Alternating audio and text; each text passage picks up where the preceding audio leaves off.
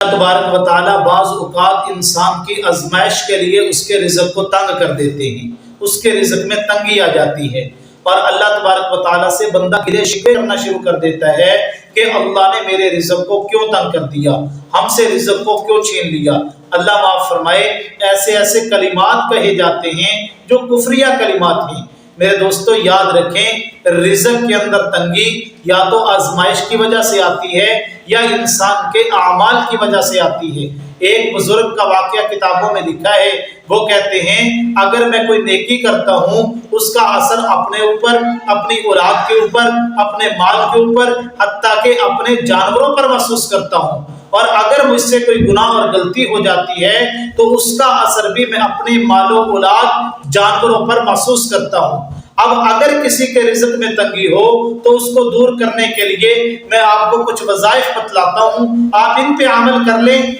اللہ تبارک و تعالیٰ آپ کے رزق کی تنگی کو دور فرما دیں گے۔ وہ عمل کیا ہے؟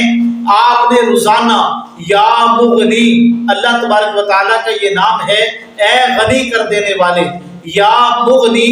اس نام کو آپ نے 313 مرتبہ روزانہ سونے سے پہلے پڑھ کے پھر سونا ہے۔ یہ عمل آپ 11 دن کریں، اللہ آپ کے رزق کے اندر جتنی بھی مشکلات ہیں ان کو حل فرما دیں گے۔ اور دوسرا عمل کتابوں سے موجود ہے، وہ عمل یہ ہے، حضرت عثمان غنی رضی اللہ تعالیٰ عنہ کے پاس ایک مرتبہ حضرت عبداللہ ابن مسعود آئی ملنے کے لیے، تو جب یہ جانے لگے تو حضرت عثمان غنی رضی اللہ تعالیٰ عنہ نے ان کو 2 تھیلیاں جو ہیں اشرفیوں کی عطا کی، فرمایا یہ لے جاؤ۔ انہوں نے کہا میں ان کا کیا کروں گا؟ کہنے لگے کہ آپ کی بیٹیاں ہیں، آپ کا بیٹا تو کوئی نہیں، لہٰذا یہ آپ کی ضرورت کے کام آئیں گی۔ تو حضرت عبداللہ ابن مسعود رضی اللہ تعالیٰ عنہ کہنے لگے کہ نہیں، مجھے ان کی ضرورت نہیں ہے، اس لیے کہ میں اپنی بچیوں کو اس وقت تک سلاتا نہیں ہوں جب تک ان سے سورۃ الواقعہ کی تلاوت نہ کروا لوں، یعنی میری بچیاں اس وقت تک نہیں سوتی جب تک سورۃ واقعہ نہ پڑھ لیں۔ تو میں نے اپنی بچیوں کو سورۃ الواقعہ یاد کروا دی ہے، اور میرے نبی صلی اللہ علیہ وسلم نے فرمایا ہے کہ جو بندہ سورۃ الواقعہ پڑھ کے سوتا ہے اس کے گھر کے اندر فقر فاقہ نہیں آ سکتا، مفلسی نہیں آ سکتی، اس کے گھر میں رزق کی تنگی نہیں ہو سکتی۔ اس لیے میرے دوستو،